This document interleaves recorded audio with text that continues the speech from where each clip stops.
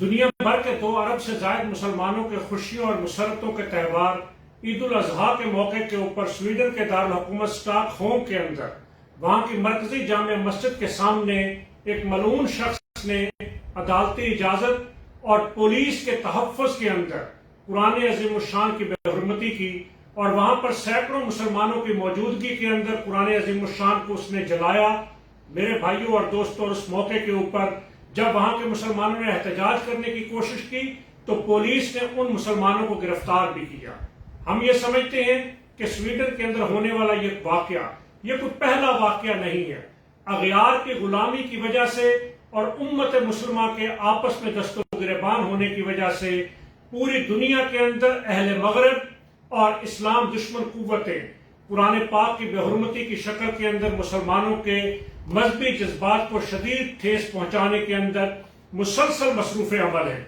مسلمانوں کے باہمی اختلافات اور مفادات کی جنگ کی وجہ سے آج ہم دنیا بھر میں اسلام دشمن قوتوں کے نشانے کے اوپر ہیں، اور وہ اسلام دشمن قوتیں کبھی نبی صلی اللہ علیہ وآلہ وسلم کی شان میں گستاخی کی شکل میں اور کبھی قرآن پاک کی بے حرمتی کی شکل میں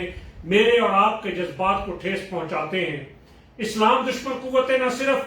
امت مسلمہ کے وسائل پر قابض ہیں، بلکہ اسلام مخالف بیانیے اور اسلام دشمنی کی وجہ سے ہمارے جذبات کو ٹھیس بھی پہنچاتے ہیں۔ اور ایسے حالات کے اندر OIC امت مسلمہ کا یہ پلیٹ فارم صرف بیان بازی کی حد تک محدود ہے۔ یہ OIC کا پلیٹ فارم امت مسلمہ کو ایک پلیٹ فارم پر یکجا کرنے، امت مسلمہ کے درمیان بھائی چارے اور اتحاد کی فضا پیدا کرنے اور امت مسلمہ کے ایک اجتماعی موقف کو دنیا کے سامنے لانے اور اہل مغرب کو اور اسلام دشمن قوتوں کو قوت کے ساتھ جواب دینے کے اندر ہمیں ہمیشہ کمزور نظر آتا ہے۔ میرے بھائیوں اور دوستوں اور میرے پاکستان کے اسلام سے محبت کرنے والے، اسلام کی خاطر مر مٹنے کا جذبہ رکھنے والے میرے پاکستانی نوجوانوں، بزرگوں اور خواتین، آج ضرورت اس بات کی ہے کہ امت مسلمہ اکٹھی ہو، یکجا ہو، اس نفرتوں کو چھوڑ کر، باہمی اختلافات کو چھوڑ کر اور یہ چھوٹے چھوٹے مسائل سے باہر نکلتے ہوئے ہم ایک امت بنے، اور اس طرح کی امت بنے کہ آج جو امت کے وسائل کو اہل مغرب نے جکڑ رکھا ہے، اور صرف جکڑ ہی نہیں رکھا، نفرتوں کی وجہ سے دشمن ہم پر حاوی ہے، اور اس حد تک حاوی ہو چکا ہے کہ امت مسلمہ کے ممالک کی معیشتوں کو اس نے جکڑ لیا ہے۔ اور ایسے حالات کے اندر ضرورت اس بات کی ہے کہ دنیا بھر کے مسلمان آپس میں اتحاد و اتفاق اور بھائی چارے کو فروغ دے کر اسلامی قوت کے طور پر سامنے آئیں، تاکہ اہل مغرب کو، اسلام دشمن قوتوں کو یہ پیغام دیا جا سکے کہ دنیا کے اندر اس طرح کے واقعات اب مزید نہیں چل سکتے۔ میں اس موقع پر پاکستان کے تاجروں اور امت مسلمہ کی طرف سے سویڈن حکومت سے یہ مطالبہ کرنا چاہتا ہوں کہ سویڈن حکومت کے طور پر اس واقعے پر پوری امت مسلمہ سے معافی مانگے، اس واقعے کے اندر ملوث افراد کو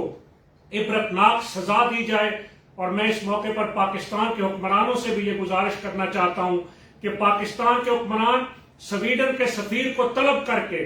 امت مسلمہ کا سخت موقف اور احتجاج اس کے سامنے رکھیں، اور یہ گزارش بھی کرنا چاہوں گا کہ اگر سویڈن کے حکمران اپنے اس طرز عمل پر معافی نہیں مانگتے تو پاکستان کی حکومت سویڈن کے سفیر کو ملک بدر کرنے کا اعلان کریں، سویڈن کے ساتھ سفارتی تعلقات کو منقطع کرنے کا فیصلہ کریں، اور اس کے ساتھ ساتھ میں پاکستان کی قوم اور پاکستان کے تاجروں سے بھی گزارش کروں گا کہ وہ سویڈن کی مصنوعات کا بائیکاٹ کریں۔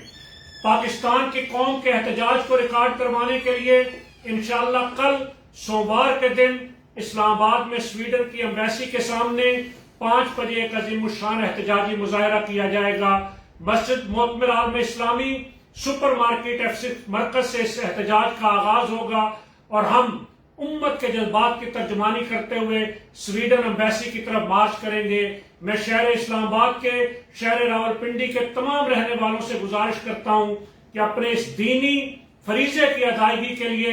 جوک اس احتجاج میں شامل ہوئیے۔ ہم انشاءاللہ پرامن احتجاج کے ذریعے ان اسلام دشمن قوتوں کو یہ پیغام دیں گے کہ امت مسلمہ متحد ہے اور کسی صورت قرآن عظیم الشان کی بے حرمتی کو برداشت نہیں کرے گی۔